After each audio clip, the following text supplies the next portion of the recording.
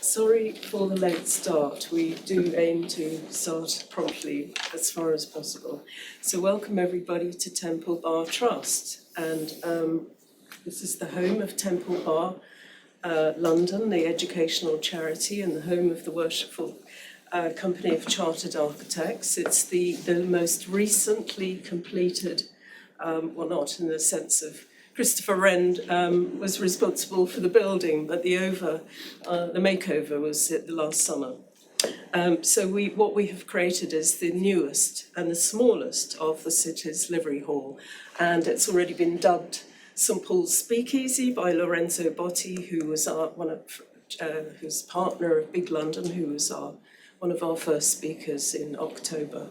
And he did a fine job speaking, and he was completely undeterred by intermittent bell ringing, and I promise this will not happen tonight. So I'm delighted to welcome Neal Shashore, Head of School and Chief Executive of the London Society of Architecture, the groundbreaking LSA, and an architectural historian.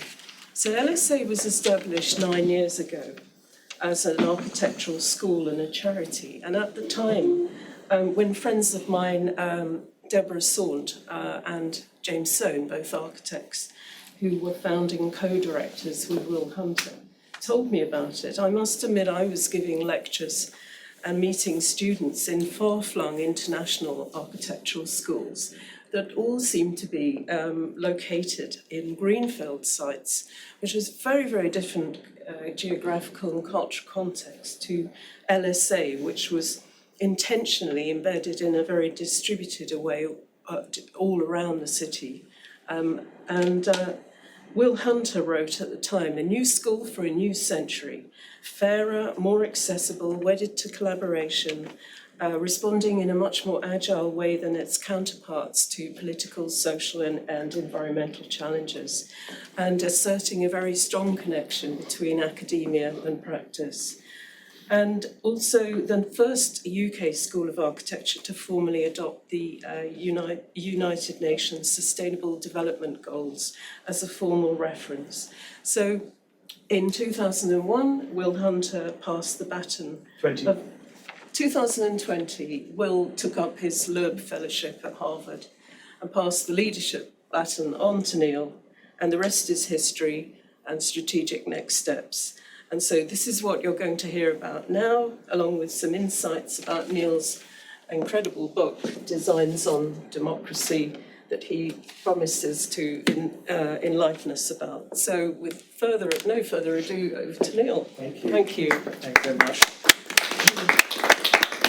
Thank you, very nice to see you all. I'm afraid I can tell that the slides have gone funny, so bear with me, I'll try and imagine them better. But what I thought I'd do is talk a little bit about the strategic plan for the school and where we're going over the next few years, and then try, not too hard I hope, to link some of the thinking behind the strategy with my work as a historian, because of course the LSA in a sense is known for being the practice school. We have a practice network of over 200 practices.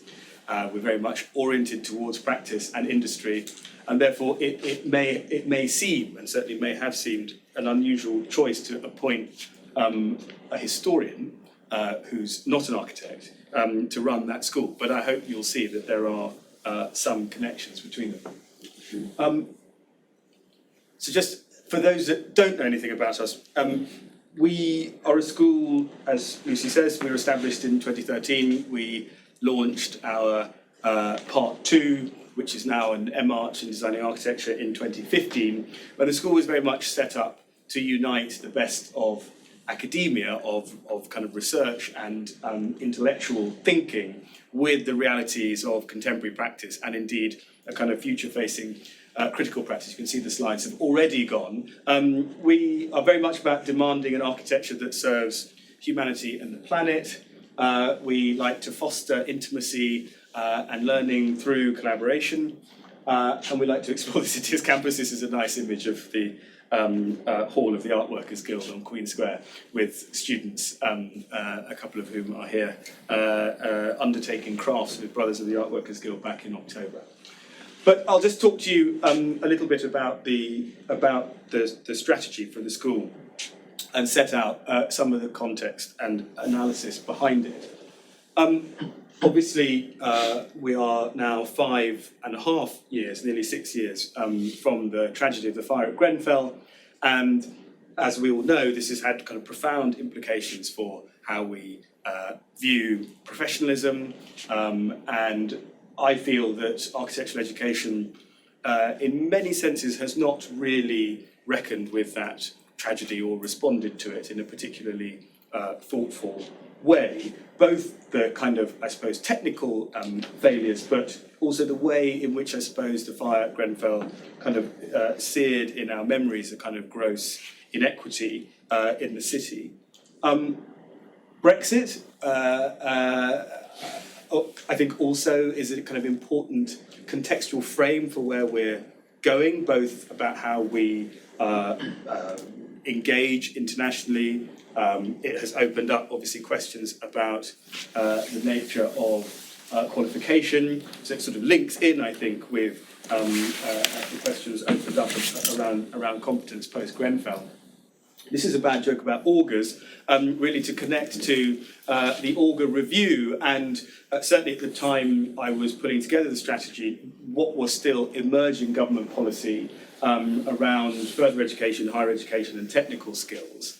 And I think that is changing, is putting greater emphasis on technical education, on lifelong learning through the lifelong loan entitlement, on technical skills. And so I think all of these factors, framed by, and in some senses responding to climate emergency and entrenched inequity, are really what is driving our response through this strategy.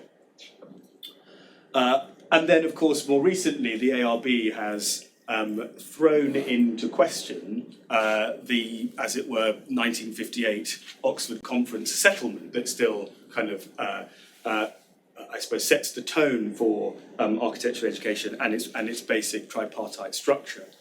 And I think for a school that was set up to disrupt, to innovate, to make architectural education more affordable and more accessible, we're very excited actually by what the ARB are seeking to do, and I think that we have a real opportunity to be at the vanguard of kind of progressive responses to that emerging regulatory framework, post-Brexit, as I say, post-Grenfell, post-Augur, and indeed in tune with the ARB's proposed reforms, and we can talk a little bit more about that later on.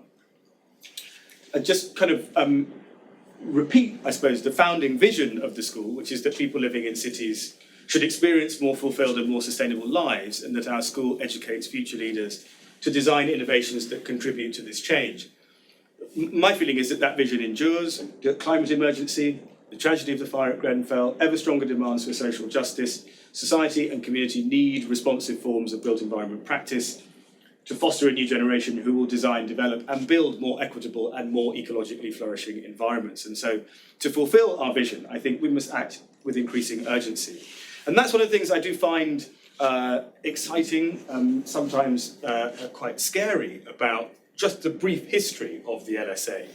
That the world has changed massively. The whole picture of professional training, of technical education, etc., has changed profoundly in just those 10 years since Will launched the LSA at the Architecture Foundation in November 2013. Sorry, I keep moving the slides there. Let's try that. Our mission is really one about pedagogy and about learning.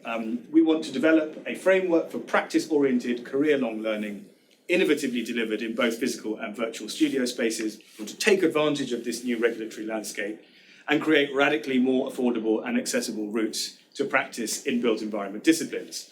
Using new platforms and pedagogies, we will engage learners and offer a lifetime of opportunity and creative stimulus.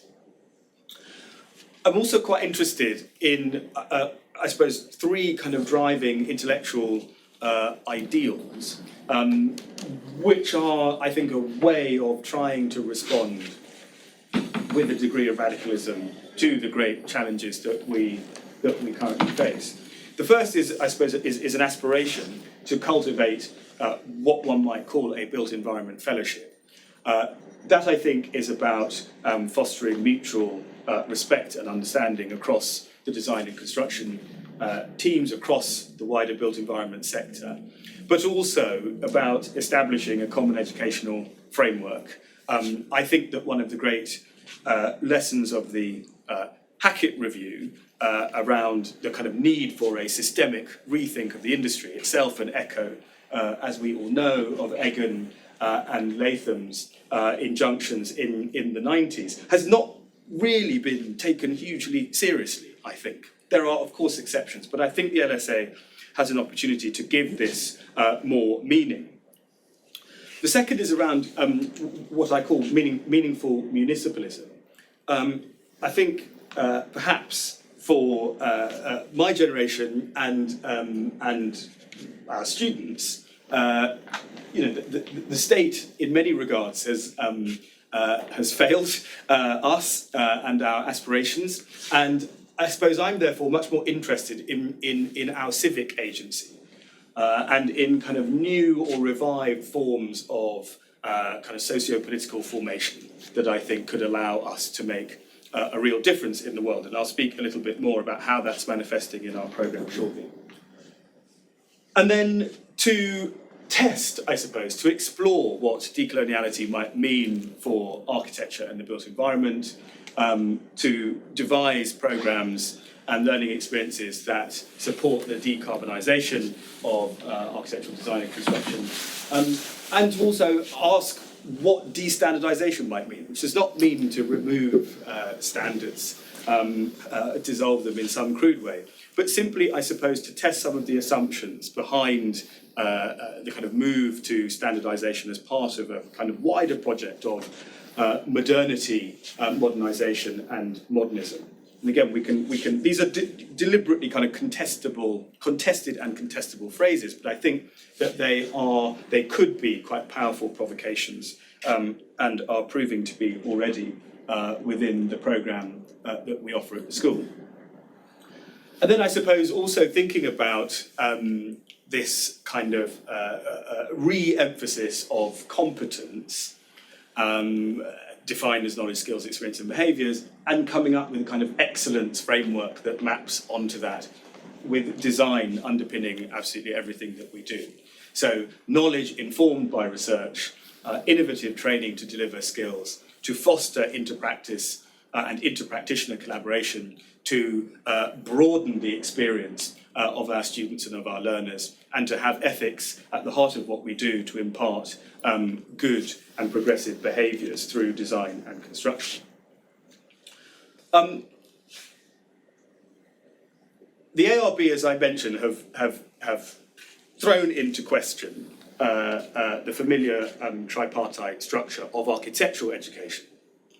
My predecessor bequeathed me a programme specification for a part one. We were going to deliver a 2-year part one, which we decided not to do, partly because the first stirrings of this more kind of substantial reform to architectural education were happening. And I felt, and I still feel, that the worst thing for the LSA to do, seeking, as I said, to be a kind of disruptor, seeking to be an innovator, would be to launch a part one at precisely the moment that even the ARB and RIBA conclude that actually perhaps part one is not the only way of training competent professionals and of reaching the register. So what we're doing whilst the dust settles is focusing on the goal of 2024 and to focus therefore on 3 programmes, on what we're calling part 0, strengthening and scaling our part 2, and delivering something that we're calling part 4. And that's really at the heart of our focus for the next few years. There are other things that we're doing, which I won't talk about now. It might come out in discussion later on. But the real focus is diversifying our programmes to incorporate part 0, part 2 and part 4. these are the other kind of strategic objectives, but as I say, let's focus on learning programs. So the real objective is to create diverse modular learning through blended delivery across the career span with design at their core. I thought I'd talk first of all a bit about the part two, just again for those that don't know much about us, to kind of get a sense of what our programme looks like. These are the kind of core outputs. Students in the first year, i.e. fourth year, undertake 3 design modules: design cities, design think tank, and design direction. And they produce a critical practice manual, which is a reflection of their student placement. So all of our students have a 3-day-a-week placement in our practice network in the first year, and then they produce a manifesto of the kind of practitioner that they want to be. And maybe Carla and Cameron will tell us later on the kind of practitioners they want to be. And then in second year, there's a focus on a thesis project supported by design history, which is really kind of methodological reflection, and the technical module design tectonic. The practice network and the city as campus is really fundamental to who we are. This is an incredible map that my colleague John, sitting at the back, has created, showing the whole range of practice that we engage with and the kinds of resource and amenity that our students have at their fingertips. We are agile, we are kind of peripatetic, we are nomadic in many senses, but that doesn't mean that we are starved of resource. There's no barrier, I think, to our students kind of developing a really rich and wide community of practice. And I think the city as campus ideal really expresses that. I thought I'd just show you some of the work. I'll race through this that certainly I'm finding and have found particularly engaging. Sorry, my slide's going to go funny again. This is actually a couple of slides from today. We had reviews for the design think tanks, which are 14-week practice-led research projects. We have 9 running this year. There's one called the LSA as Civic Agency, which is being led by DSDHA with Alicia Pivaro. Effectively exploring, going back to that ideal of meaningful municipalism, what the LSA civic agency might be, how we might actually establish the LSA as not incidentally a school in Hackney, but part of the kind of fabric of life in Hackney, and kind of connected deeply to the breadth of civil society. Not only that, I've said that we're kind of nomadic and peripatetic. We are looking for more of a home, and this church, Holy Trinity Dalston, which you can see in the image on the left, may indeed turn out to be that home. So it's also an opportunity for one of the think tanks really to explore what that might feel like, and that's involved engaging with the local parish. That's Reverend Laura in the foreground of the image on the left, and with a whole kind of activity of stakeholder and community engagement to envisage what these spaces might look like. This is the hall running back from the Ewan Christian church, which has a car park on the periphery of the Rhodes estate in Hackney, kind of reimagined as this much more kind of active frontage for the LSA. And these just some sketches again of how our community might kind of enliven this part of Dalston, and in a sense kind of put into action some of the idealism that has driven the course. I talked a little bit about the critical practice manual. This is just how some of that thinking around practice and contemporary professionalism feeds into design work. So this is some work by a former student of ours, Sian Wells, who undertook her student placement at AHMM and thought about gender balance and progression through this study, The City of Many, on the left. And a lot of those ideals then translated into her thesis project on the feminist city, using the disused gas cylinders on the Regent's Canal by Broadway Market. This is another project which I think kind of shows some of the sometimes kind of obscure and slightly esoteric nature of the LSA.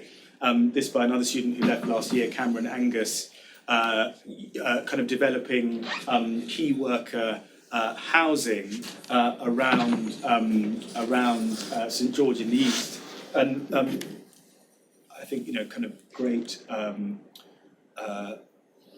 draftsmanship. And Cameron got very interested in these kind of modulated facades that took their cue from the Hawksmoor design, which I kind of feel is, so in a sense unfashionable to be really quite cool. And I think this kind of sums up an important part of the LSA, manifested also in projects like this. I continue to teach. And last year was teaching on design history, and this was a student, George, who did a brilliant study on Philip Webb as a drainsman, and thinking about the Worship Street terrace, in which he really kind of thought through the politics of construction and of making, and made some beautiful models, and kind of tried to translate how the kind of how Webb's drawings tried to kind of create the conditions for joy and labour in that kind of very Ruskinian mould, by then actually moulding the finial using the annotations on the drawing.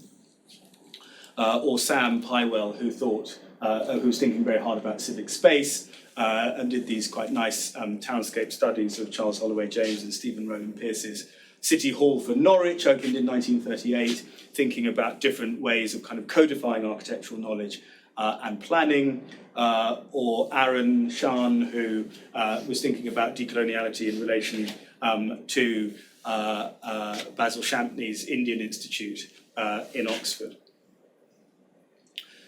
So that's kind of part 2, but I did want to tell you a little bit about part 0 and part 4. So part 0 is really trying to provoke, I suppose, a discussion about early years education, sub-degree education, not just in architecture, but across the built environment.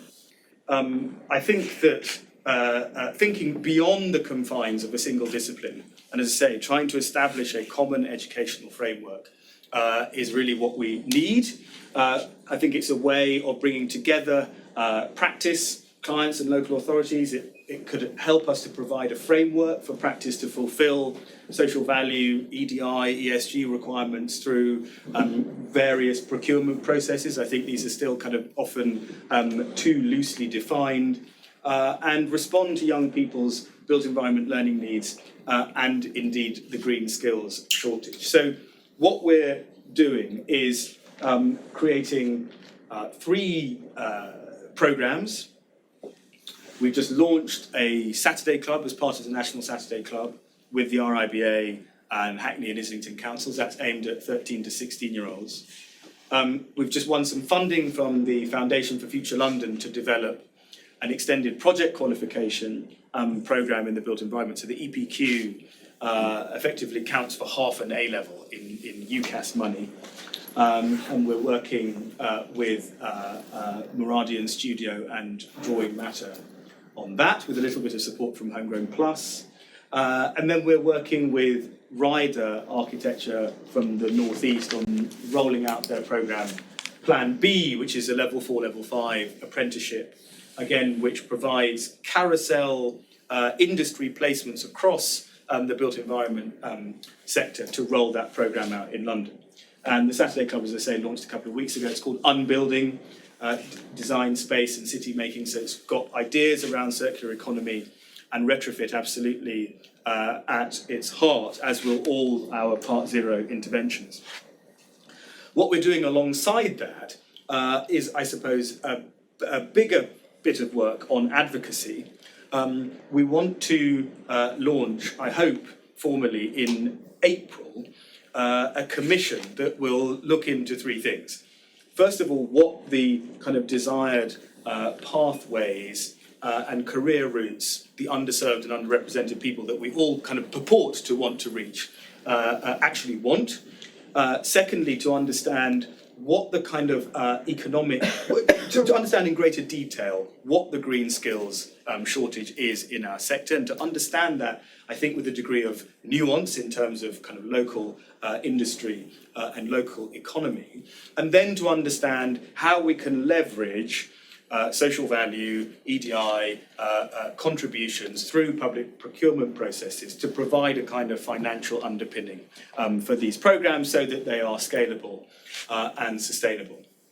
And we want to run that with Hackney and with the Stephen Lawrence Day Foundation. It'll be the 30th anniversary of Stephen's murder in April, and of course he wanted to be an architect, so we feel that this is a kind of an important frame to explore some of these questions.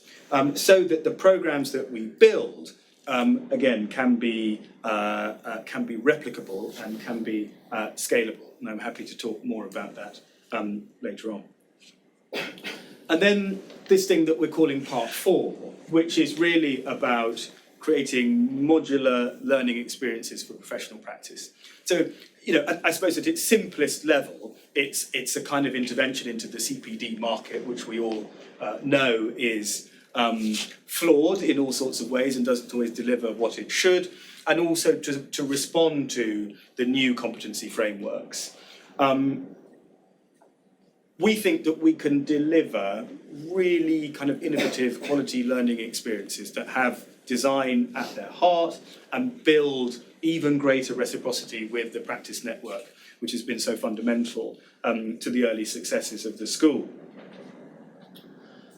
So they will cover RIBA core CPD curriculum, but also the RIBA's new mandatory core competencies through the Way Ahead framework, ARB competencies. They'll respond to the kind of proliferating specialist roles and registers. And what we're planning to do is to launch some pilot courses and kind of develop our pedagogy, and in time to develop a platform and forge more and more strategic partnerships to generate the content for those learning experiences.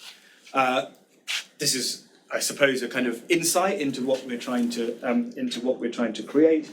The first that we have been developing for some time, supported by people like Ian Abley at the Fire Protection Association, is around fire health and life safety. We've been working with Liam Ross at the University of Edinburgh on that, and we're going to launch that pilot in person in the spring. And then it'll become a kind of wholly digital learning experience in due course. There'll be 3 modules, and I suppose these illustrations are to try to kind of help you imagine how design exercise will be kind of built into them. We've won some funding to design a course around the intersection of social and built heritage that we're developing with the Architectural Heritage Fund, who provide capital loans and grants to social enterprise and community projects working with heritage assets. I think there's a real opportunity for small and emerging practice to kind of step up, perhaps from projects that they've got stuck in a rut doing, but aren't necessarily ready to take on kind of bigger public or cultural projects through burdensome procurement processes. And this could kind of provide, as I say, a useful stepping stone. And I don't know how I'm doing for time. You've got a few minutes. Probably not that well. Yes, I mean, we really do want to have some questions from the audience. I'm sure they've got. Well, I'll very quickly try then to sort of explain how I see my work as an academic and as a historian as contiguous with that strategy and that vision for the LSA's development. So this is a book that's been a long time in the making, and the very beautiful cover is based on, whoops, I don't have the image, but on a scraper board by a draftsman called Raymond Myerscough Walker, and then adapted by James Boxon of IDK, who's sitting in the audience. And the book is really about how architects sought to meet the newly articulated demands of a mass democracy after the First World War. And that this was a really kind of formative moment in the forging of the modern profession of architecture. for good, I think, and for ill. And the book, I suppose I also just wanted to mention that this book kind of forms one part of a trilogy, I guess, of studies of interwar architectural culture in Britain and Imperial Britain. The second of which is called Reconstruction. It's an edited volume, Architecture, Society in the Aftermath of the First World War, which is coming out in 3 weeks.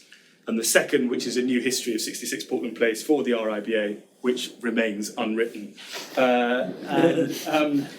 This gives you some sense of the structure of the book, which tries to kind of listen carefully to the tenor of architectural discourse in the 20s and 30s.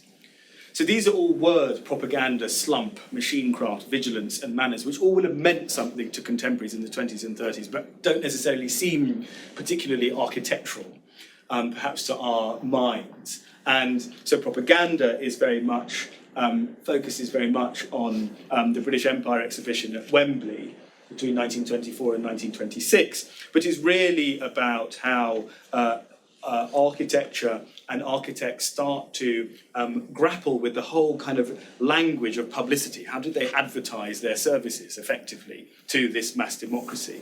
And it thinks a little bit about slump, which of course is a word that everybody knew after 1929. It was the word used, I suppose, the euphemism in a sense for the economic turbulence caused by the Great Depression. And how this created new forms of kind of institutional organisation within the construction industry. This is the most boring chapter, but I actually think the most, in a sense, the most relevant. And it is about the creation of a body called the Building Industries National Council, which was created to respond to the kind of catastrophic consequences of the slump on the construction industry, not just the architecture profession, but actually on kind of capital projects more widely, and became a kind of important moment for the architectural profession and the RIBA to kind of lobby for a sort of Keynesian economic intervention through investment in large capital projects in the early 1930s, and then generated.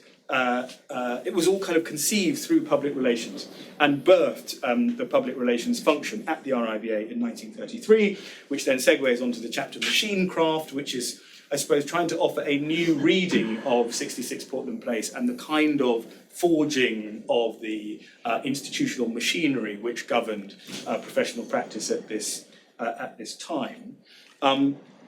Vigilance, chapter 4, is I think well encapsulated by this image. This is a spread from the Architectural Review of an article called Shutters Up in Portland Town. So it tries to kind of write a sort of alternative history of preservationism, heritage and conservation in the 1930s, using the example of Portland Town, which was a working class district of artisanal cottages, as they were euphemistically called, on the periphery of St John's Wood, and the campaign led by the Trotters, Dorothy Warren and Philip Trotter, who created something called the Londoners' League to try and save not only the kind of architectural heritage, but to preserve the social life of what they called the Little Londons. And so kind of looking at some of these I guess, epistemic questions about heritage and preservation, and seeing that there were these kind of alternative and forgotten histories.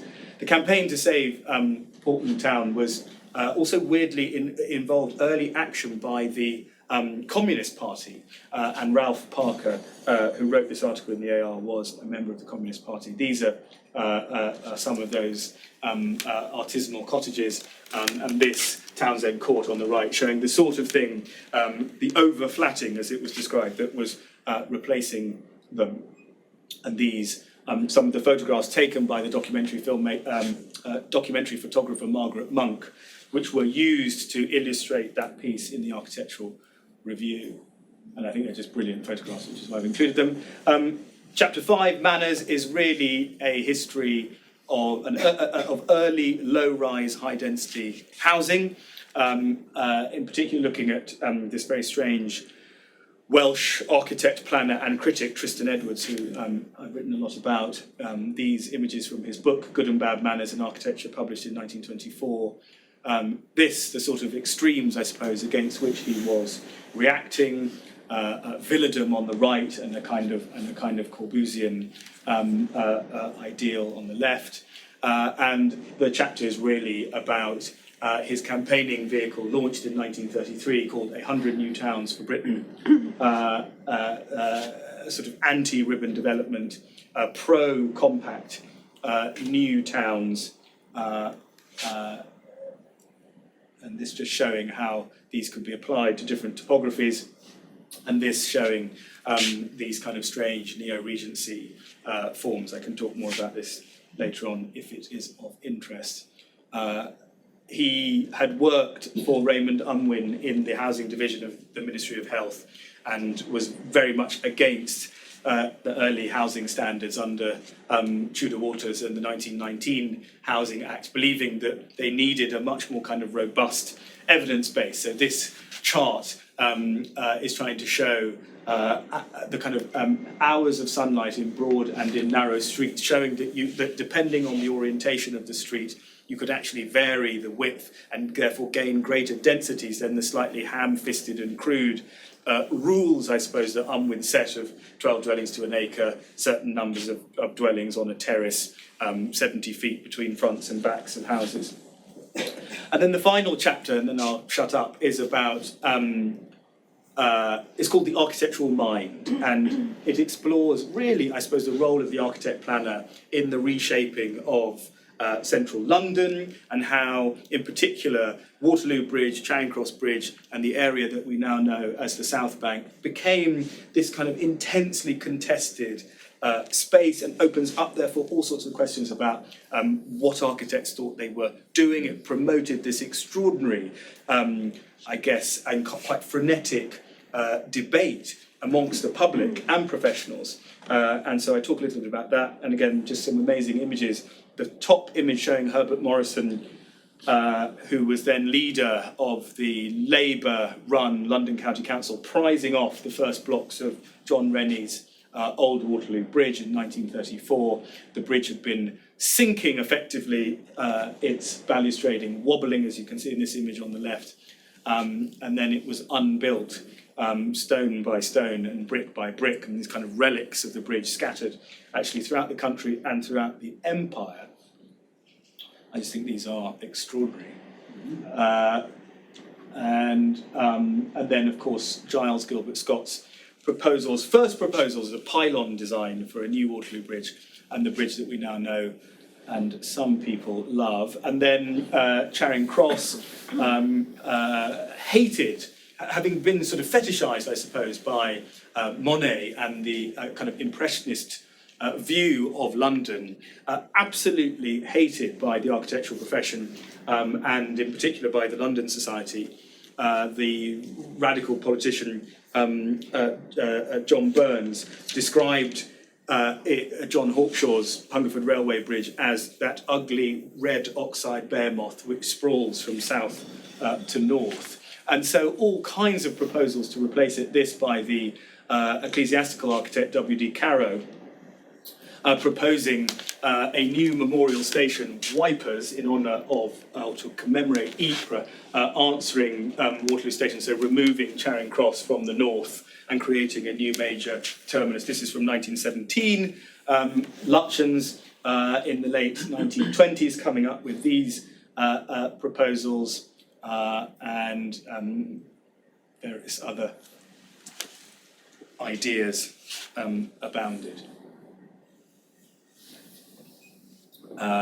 Culminating in the Lutyens-led Royal Academy Planning Committee, which came up with, and I use this to kind of problematise again certain assumptions we make about modernist planning and precepts, showing that actually this sort of strange and slightly recondite architectural culture of the 20s and 30s was also interested in questions about the separation of pedestrians from motor vehicles, about how to create roundabouts as sort of centres of kind of communal life in the age of the motor vehicle, and so on. And these are just some images showing that. I'll stop there. Well, thank you very much, Neil. That was tremendous. Tremendous. I mean, LSA is just such an incredibly inspiring evolutionary institution, conceived by somebody who thought in very much in startup terms, but boy, it's so needed at this point in time. And as for your book, I think we have such a dearth of really decent documentaries about the city. I can imagine each chapter becoming a different part of a documentary series. So I'm sure many of you've got questions. Please fire away. So who's got a question to put to Neil about any aspect? Neil, thanks a lot. That was a lot of fun. My name is Chris. I'm an urban planner. I have a small practice called Outcomist. Just, I guess, a couple of questions. One is, assuming LSA goes on like gangbusters, what do you think the professions look like, I don't know, 25 years hence? And what do you think LSA looks like 25 years hence? And what keeps you up at night? Everything. I think that the question I'm interested in about the kind of the future of the school and the future of professionalism is that if we're in this terrible mess which we are in, our economy is going to change, and therefore industry is going to change, and new forms of practice will emerge. And in a way, I don't see the LSA's job as to kind of protect at all costs and replicate 19th century forms of professionalism. That's the RIBA's job and RICS's job and the ICE's job, but actually to be more responsive to that need. So I think part of what we're testing, in particular with Part Zero, which is this, in a sense, this very kind of Ruskinian ideal of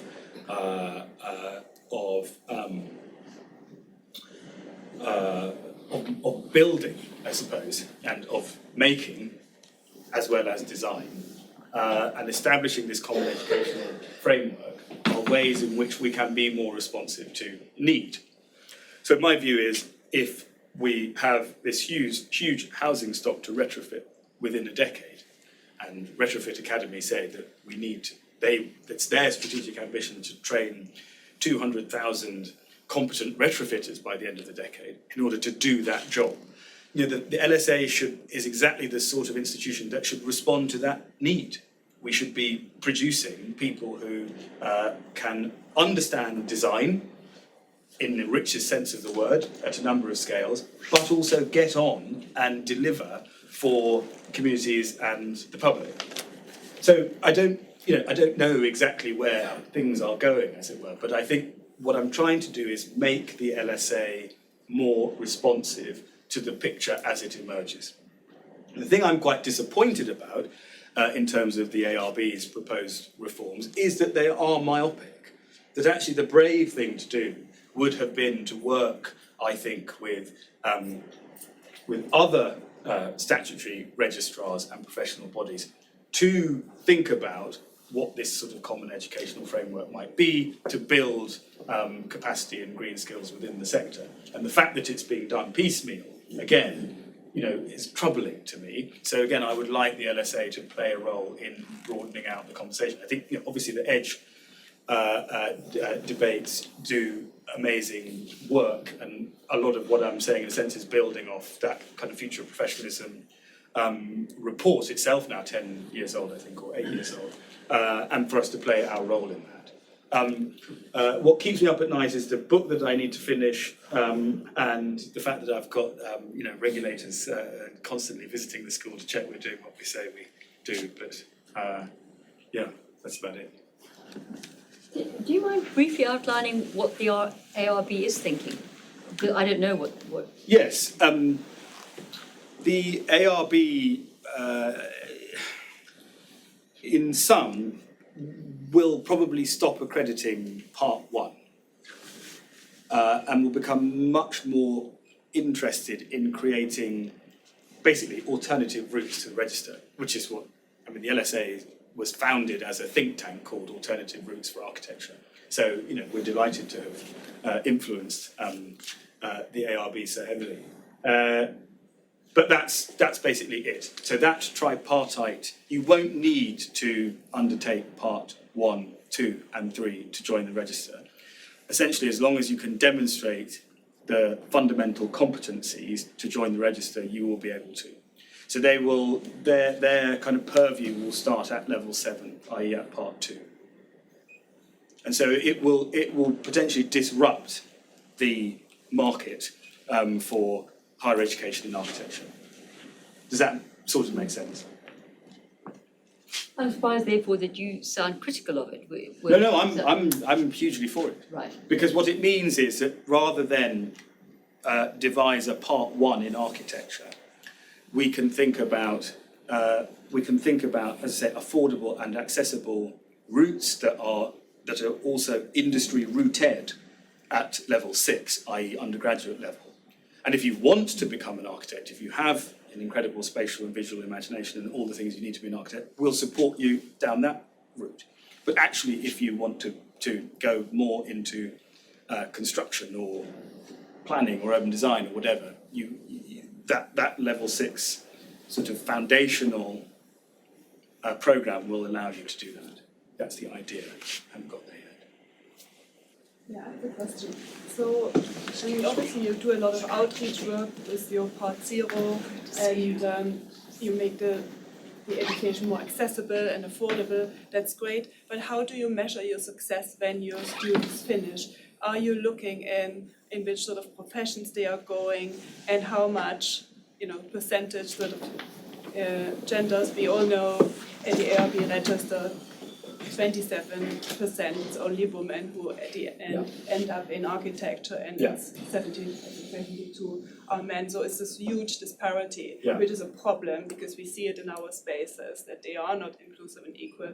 So how is that something you're addressing as well as sort of climate change? Yes, but it's not intended to be a pipeline simply for architecture. As I say, it's got, I think, greater breadth than that. In terms of attainment and progression, yes, we will monitor all of that very carefully. But I think it is much more. I suppose I kind of put it this way. Seemingly at the moment, often at the bottom of most architectural panel discussions are two questions. One, or two kind of issues. One which bemoans the lack of diversity in architecture and all these barriers to progression, women, people of colour and so on.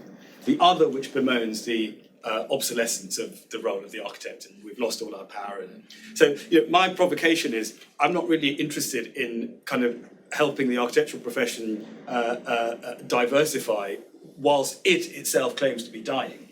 I would much rather think about what the environment and society and industry actually need now as we face this kind of humongous existential and ontological crisis. And that might not mean producing lots more architects. I don't hear a great deal that we have a tremendous shortage of architects, certainly in this country. We do have a quantifiable gap in green-skilled people to respond to immediate need. So yes, we will always keep a pathway for people to progress through architecture. We are ultimately the London School of Architecture. But the ambition of Part Zero, I think, is, from a kind of advocacy point of view and through programmes, is slightly broader. So would you then start looking into offering a program for technicians or something? Exactly. If that's what's essentially needed to kind of do this sort of retrofit. It's less so you don't need for every retrofit an architect. No, exactly. That is exactly the point. And that's sort of, I guess, it's kind of back to the earlier question about, what I see the LSA, we're not going to become a university, but I think we will become an institution that has this sort of stackable modular program that spans construction through design, through ecology, and that across your career span, across your lifespan, you will carry on learning and, as it were, interacting with us, occupying all kinds of roles at different levels with different depths of expertise. I think this is where higher education, technical education, further education is going in general. and it would be churlish of the architectural profession to try and resist it. I think that, the worry from my end of my career is that this looks a little to me like a dumbing down of the profession. And I'm not necessarily saying that that's not a bad thing, but could we not compare it to, say, the medical profession, where actually there may be enough neurosurgeons produced, but what we haven't got is ambulance driver practitioners. Yeah. So in a way, it seems to me that perhaps, what you're producing, I'm not technicians, so to speak, but they are sort of technically enabled specialists in particular areas. I'm worried that that's actually diluting the academic qualification of architecture. I don't think it will dilute it, and I don't think that academic qualification will go anywhere. It's just that we need more people doing more things better. People who want to, the role of the architect, however it continues to evolve, will not die. And I think that the incredible range of skills and that ability to kind of marry intellectual thinking with practicality and pragmatism is fundamental. I defend that. I thought they were called polymaths. Yeah, there is something polymathic, I think, about the architect. I think my point, and it's partly where some of the thinking around the book comes from. The modern architect is not an invention, as it were, of the Renaissance, but of the 19th century.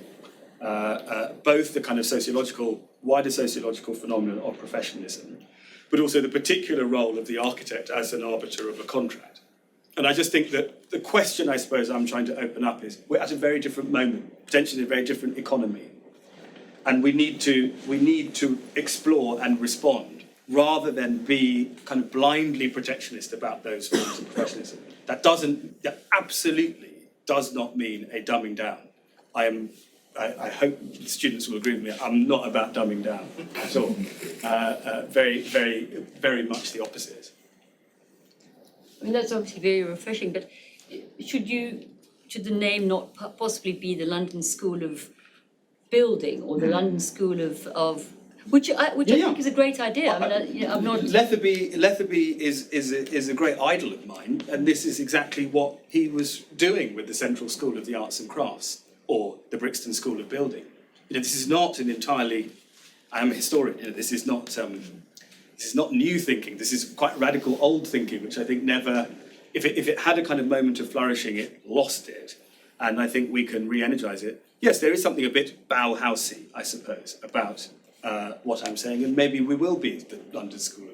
So just picking up on that a little bit, I agree with all the aims that you've outlined, but I have to say you really do bury the lead. This is what you're actually proposing is a very reasonable, and other places, for example, in Italy, they have something called a geometra. Yeah. It's precisely what you're talking about. Yeah. And it has language that is so much more stripped down and straightforward than what you're proposing. And I have a feeling it's almost as if you're almost embarrassed to say these words in this kind of language and to use very simple terms, which I think would really help the cause here.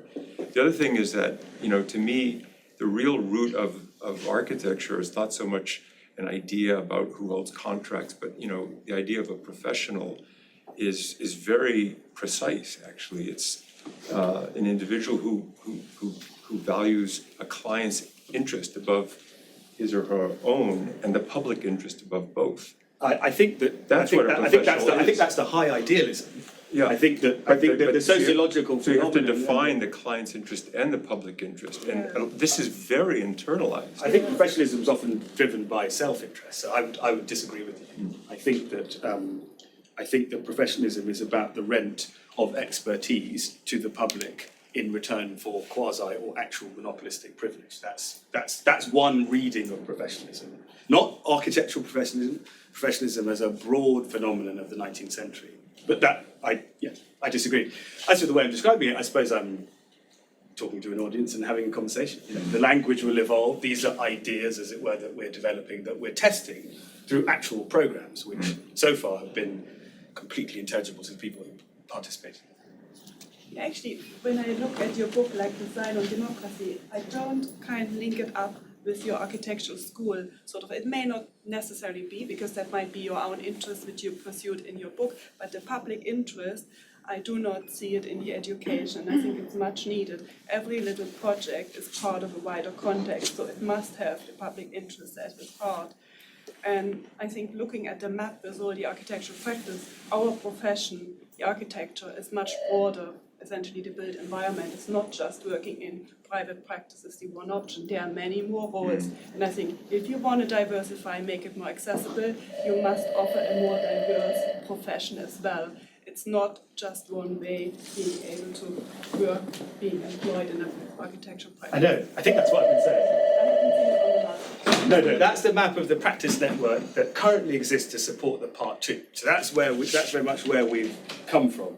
And I suppose this was trying to describe where we're going. Do you expand that into public sector as well? Yeah, Because absolutely. you already have links with Hackney and so on. Yeah, we have links with yes, we're actively pursuing those. I just wanted to say thank you.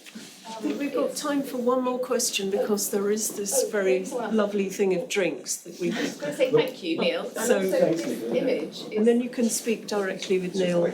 Quick one, I promise. Okay, all right, Really then quick just one. two. Yeah, Neil, just a quick one. In terms of touch upon people working 3 days in architecture practice, I'd love to know what the response has been from the architectural practices about students getting involved with the 3 days while they're in, how that works, and if you've had any initial feedback on that over the years. Yeah, I mean it's working, and practice really like it. We have, as I say, 200 practices. We place students, I think, very easily and readily, and I think we produce graduates from the Part 2 programme that practice like because they've been taught in a way that's very much oriented towards industry. But Nicola was about to ask a question, so maybe we should just I said In two, response yes. to this, Sorry. sorry, I'm a bit definite. Go ahead. In response to this diagram, what it immediately made me think of, and in response to this lady's question here, was the need to let some things die in the system. And the lovely thing about this is you can imagine the composting that is going to happen with certain things that have reached their limits of what is possible and what is helpful. And then other things will be seeded because some of us humans are going to have to be the ones that nurture and steward the hospice work of those things that at this point in time are going to die, which are small parts of a bigger system of thriving. So I think it's just really exciting to see this picture here. Wait, so which of the part's many- going to die, which part, in your own mind, what is going to be composted? I'm curious.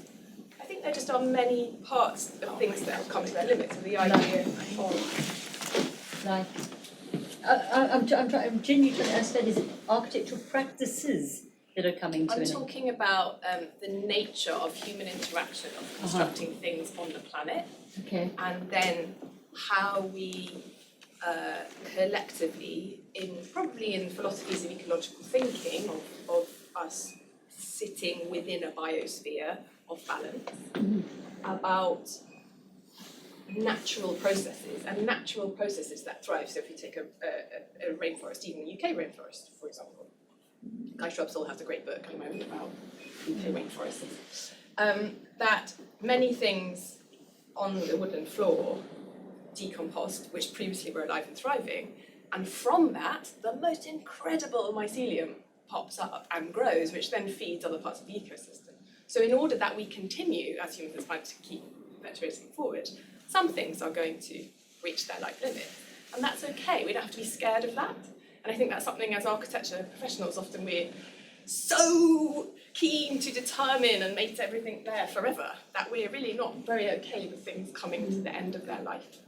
And we're also in the UK not very good at grieving and all of that stuff. You know, it's all tied into that.